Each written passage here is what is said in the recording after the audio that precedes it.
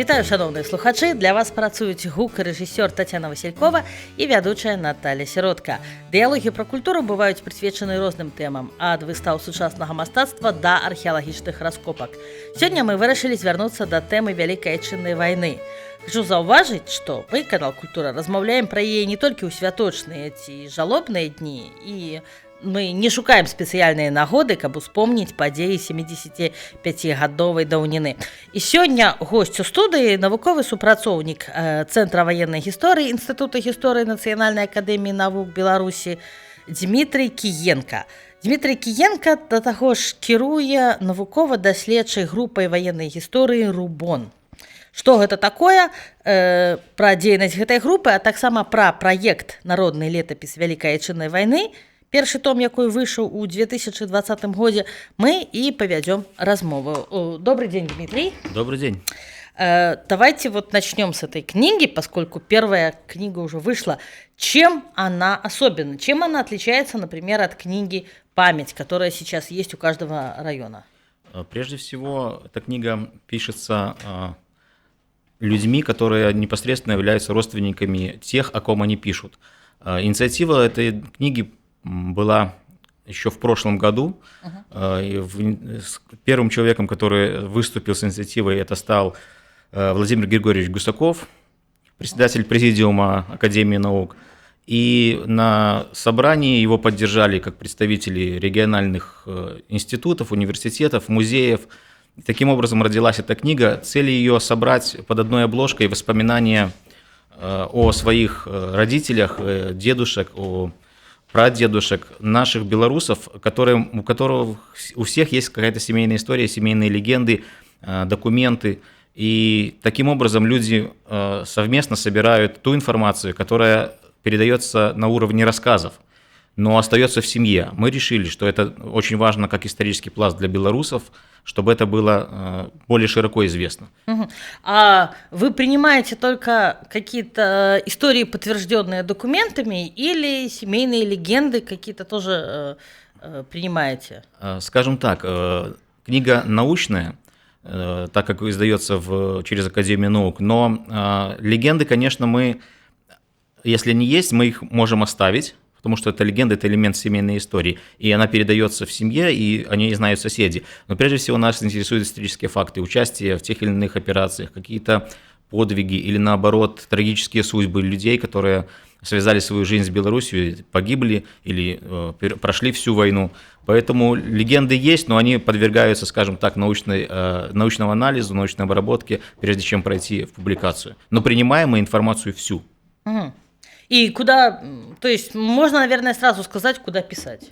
Да, конечно. Если у вас есть какая-то информация, связанная с вашим предком, который принимал участие в Второй мировой войне, в Великой Отечественной войне, ведь часть белорусов встретила начало войны в 1939 году в составе польской армии. И например, мой дед. Да, как ваш дед, например, мой двоюродный дед также в составе польской армии. У нас такие материалы уже проходили в первой книге, потому что это элемент нашей тоже белорусской истории, это наши предки, это жители белорусов, жители Беларуси и предки наших белорусов.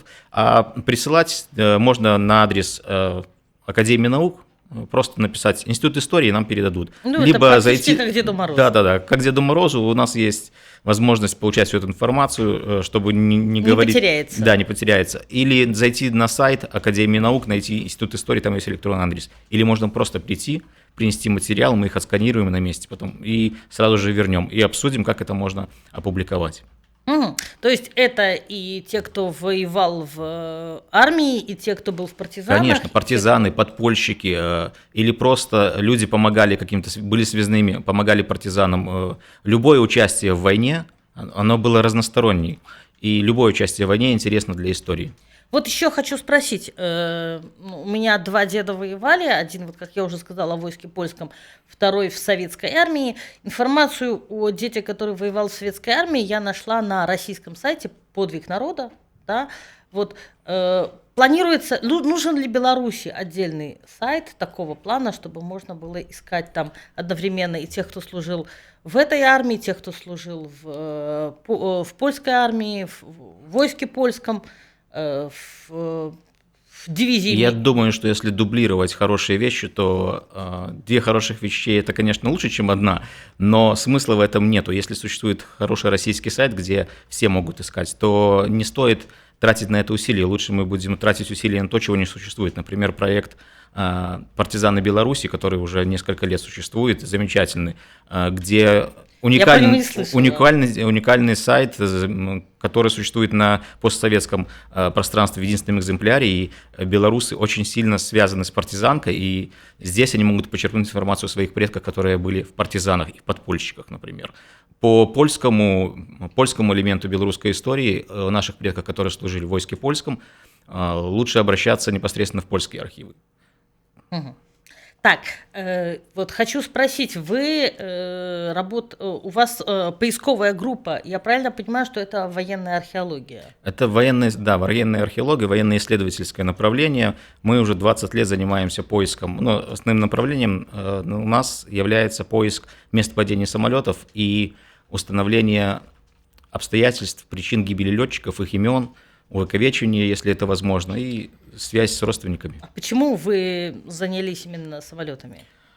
Так как сам я родом из Щучина, там знаменитый на весь Советский Союз был аэродром, поэтому я как-то с детства впитал любовь к небу, любовь к полетам, и поиск мест падений самолетов – это наиболее такой яркий след в белорусской истории, потому что, уходя в вылет, те, которые не вернулись, они все пропали без вести. Даже если они потом были найдены, обнаружены местными жителями, захоронены, часть из них была захоронена как неизвестная, часть как известная, но об этом знали только, условно говоря, рядом с деревней.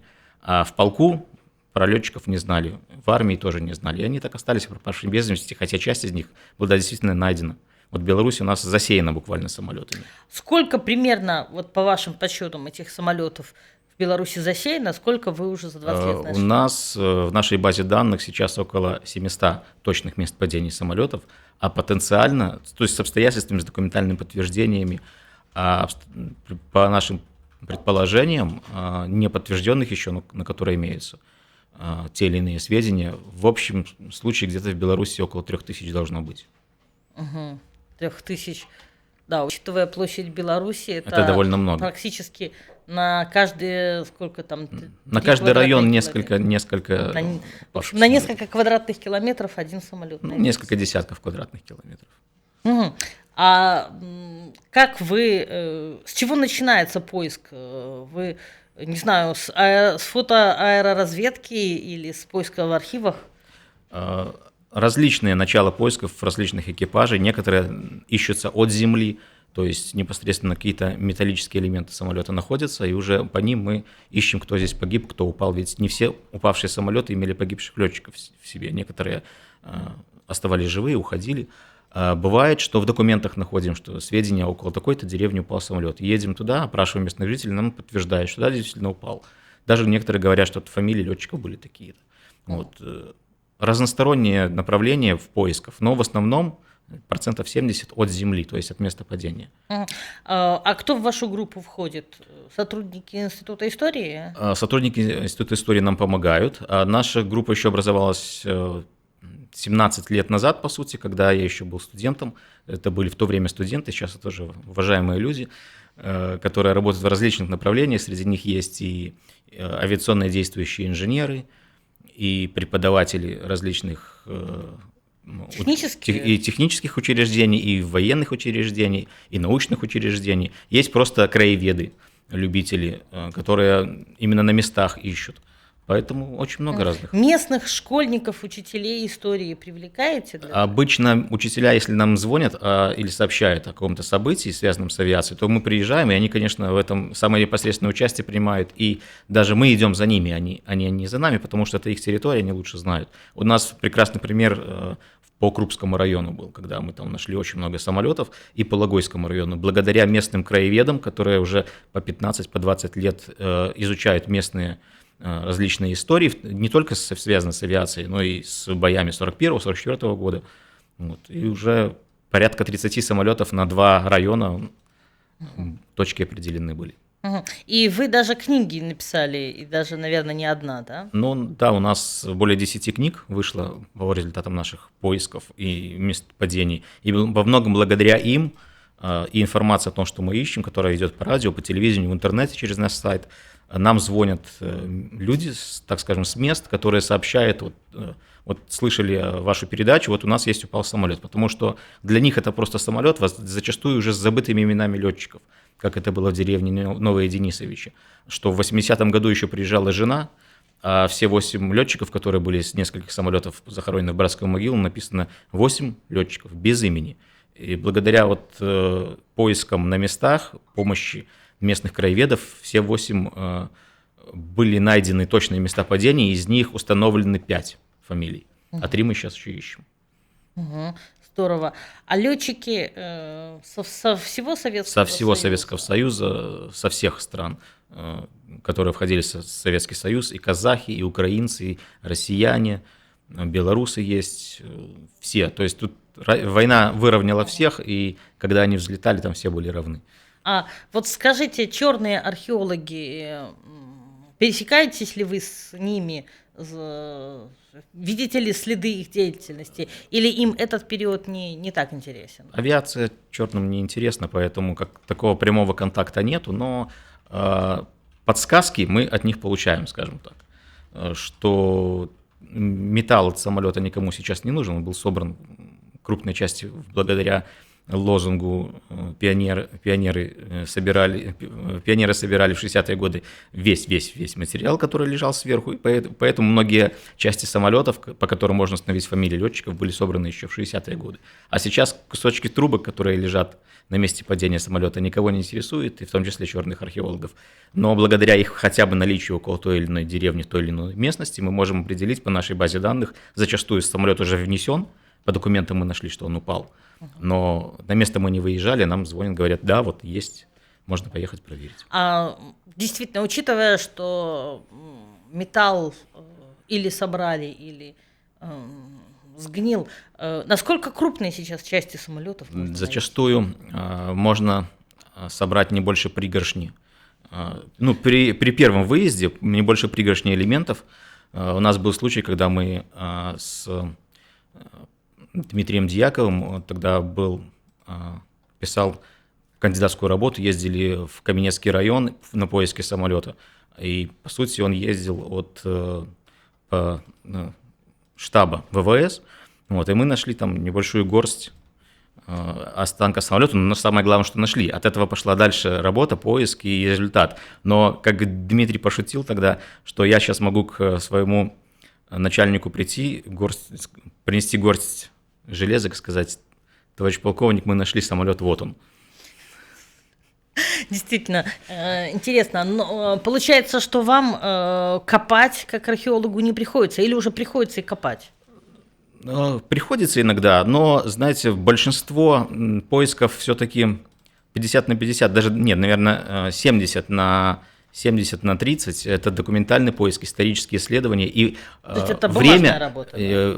бумажное и умственное, время, затраченное на документальный поиск и исследования, намного компенсирует поиск на Земле. Если хорошо подготовиться, то можно там сразу определить место. Угу. Все зависит от того, что есть на точке, что наработано до того, потому что наша история – это мозаика, и чем больше мы в мозаику это сложим, тем больше у нас будет тем меньше будет непонятных мест, но эти непонятные места будут ясны где. Угу. И по соседним местам можно предположить, что там должно быть. Угу. Ваши книги, они посвящены как раз каким-то конкретным летчикам или или просто вашим исследованиям?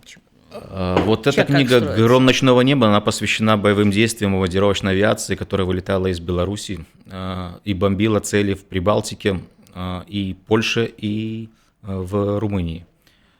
Значит, летчики гибли как и на посадках, когда прилетали в район аэродромов Дубна, Желудок, Щучин, их сбивали просто немецкие истребители на посадке ночью, прямо над собственным аэродромом. И это мы говорим уже о 44-м году. Это в 44-м году, это осень 44-го, весна 45-го года, когда уже война шла к победному концу, гибли прямо над собственными аэродромами экипажи.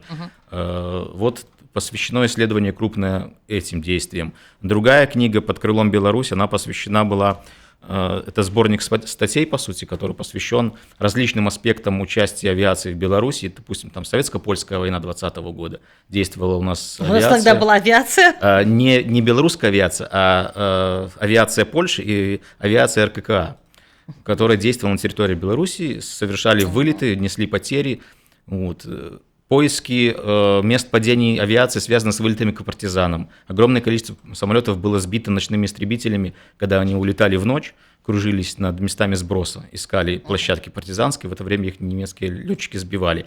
В случае, если партизаны находили сбитый самолет, или он падал в партизанской зоне ответственности, тогда это хорошо, они хотя бы могли помочь экипажу, если кто-то был жив, а если погиб, то захоронить и сообщить. А бывали случаи, что просто не возвращались и до сих пор не найдены. Непонятно, где упали, улетели в ночь.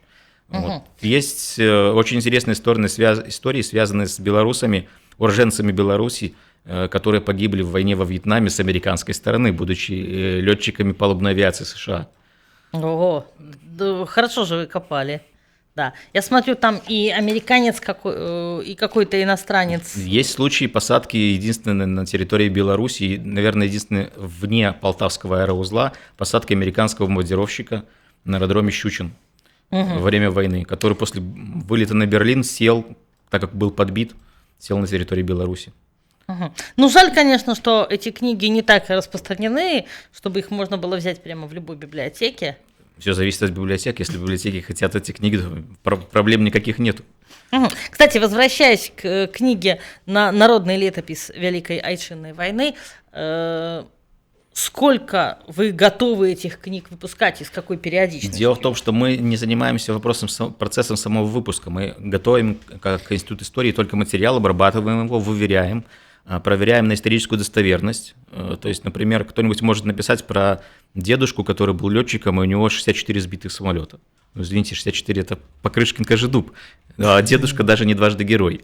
Поэтому мы подходим, проверяем эти материалы и готовим их к публикации. А вопросом публикации уже это вторая часть проекта, уже занимаемся, когда уже будет готово. Конечно, 200 экземпляров первой книги – это мало, но она сделана очень качественно. Действительно, цветная печать, каждая страница сделана в цветной печати.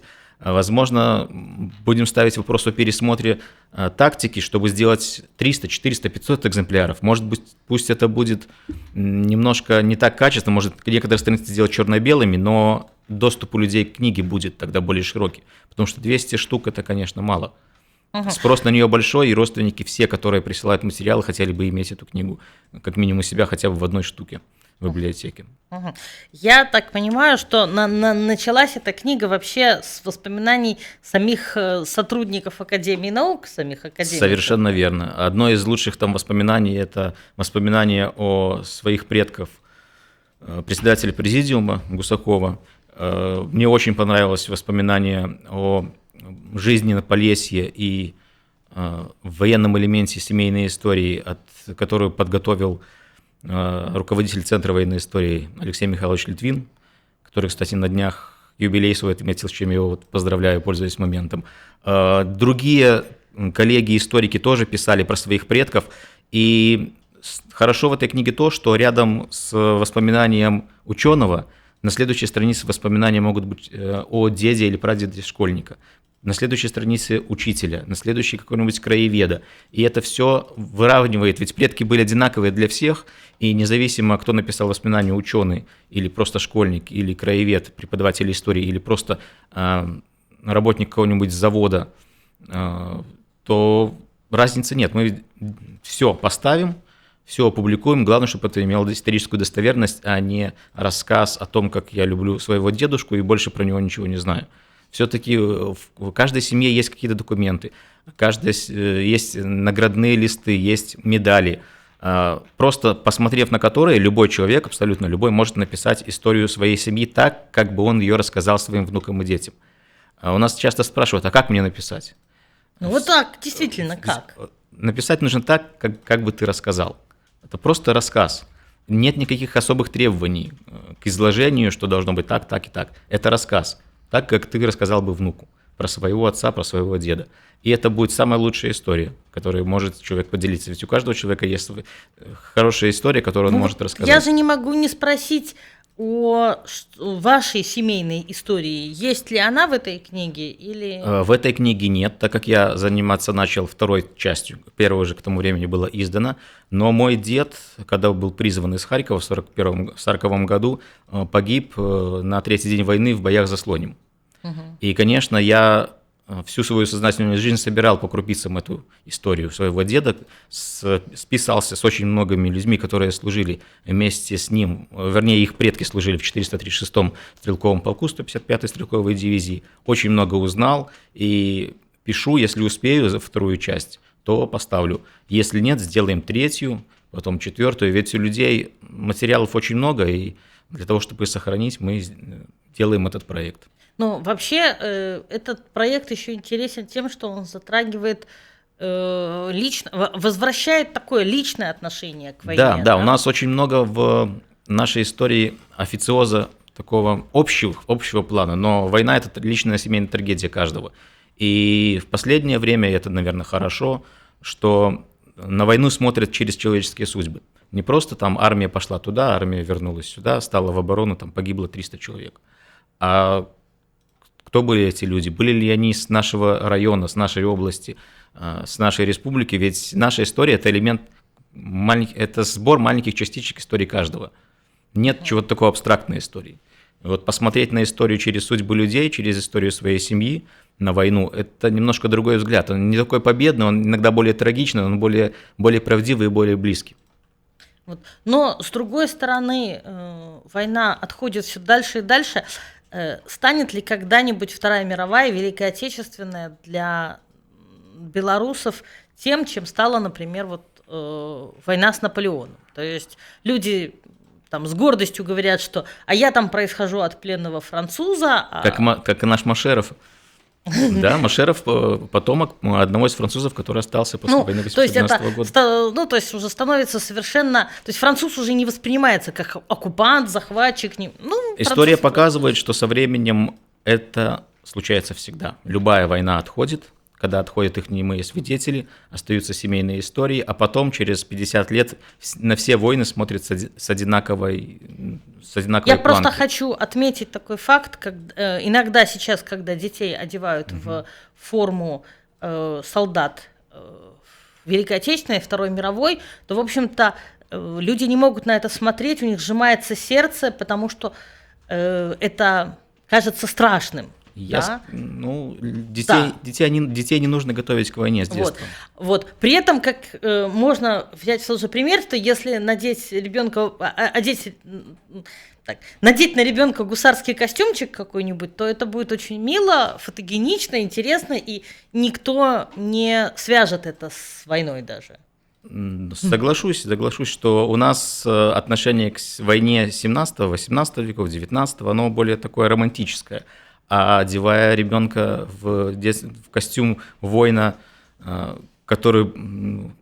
кровью которых полита земля, это, мне кажется, с одной стороны, да, хочется какую-то связь с прошлым сделать, такую визуальную, но все-таки ребенок-то себя воином будет считать, наверное, когда он одет в такой костюм, и будет хотеть идти на войну, а война – это не та вещь, которой нужно готовить детей. Лучше детям про войну рассказывать про дедов, про их подвиги, про то, как они сумели выжить и вернуться. Как они выжили, вернулись.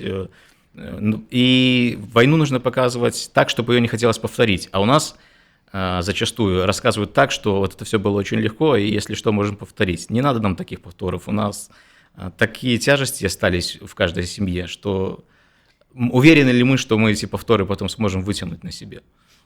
Вот, кстати, интересно, когда вы, возвращаясь к вашей работе, когда вы устанавливаете фамилии летчиков, летчики остаются в этой же могиле или есть случаи, когда просят перезахоронить? Понимаете, зачастую летчики уже по 2-3 раза перезахоронены. Вот. К тому времени, когда мы находим место падения, причем перезахоронены как безымянные. Плохая весьма традиция к каким-нибудь праздникам сделать из патриотических соображений что-нибудь такое. Типа общую большую могилу. Да. И это уже некоторые летчики по 2-3 раза так безымянными перезахоранивались просто ради процесса. А любой перенос, он теряет историческую ценность. Это как любая археология, нужно ее рассматривать в контексте. Поэтому перезахоронение без исследований не имеет никакого смысла. Ни патриотического, ни тем более исторического. Продуктивно ли прошло прошлое лето, и что планируется вот на лето? Ежегодно мы выезжаем в Россию на международные конференции, международные раскопки, которые делаются в Смоленской и Калужской областях. К сожалению, в этом году из-за ситуации с ковидом не удалось выехать, хотя 2 раза нас туда приглашали, но 2 раза отменялось именно из-за ситуации. И с нашей стороны, и у них. Вот. Дай бог, что в следующем году что-то улучшится, и мы тоже съездим. Там приезжает 100 человек, 150 исследователей высокого класса со всей России, с Дальнего Востока даже прилетают, с Мурманской области для поисков. Вот. Надеемся, что когда-нибудь мы сможем такое сделать мероприятие в Беларуси, потому что коэффициент полезного действия просто огромный, когда все вместе на 2-3 объекта выезжают. А ваша группа Рубон, это сколько? Много людей? Около 20 человек, но дело в том, что есть 20, но выехать может в определенный момент только 5 или 7 или 3. Все зависит от того, где, куда. Вот 20 никогда не собирается, потому что у всех свои вопросы, работа, учеба. Потому что у вас это не основной вид деятельности. Да. Угу. Интересно, приходилось... А куда передаете в музей эти все находки или куда? Часть в музее, часть просто на местах оставляем или там в школу какую-нибудь. Дело в том, что не всегда мы же не находим самолеты целые. Естественно. Да. А что вы находите? Обычно какие-то элементы. И вот иногда можно просто прийти в деревню, зная, что рядом упал самолет, поговорить с местными жителями, пойти в какой-нибудь сарай и увидеть, что там сено прижато элементом самолета. На этом элементе может быть номер самолета, и нам этого достаточно.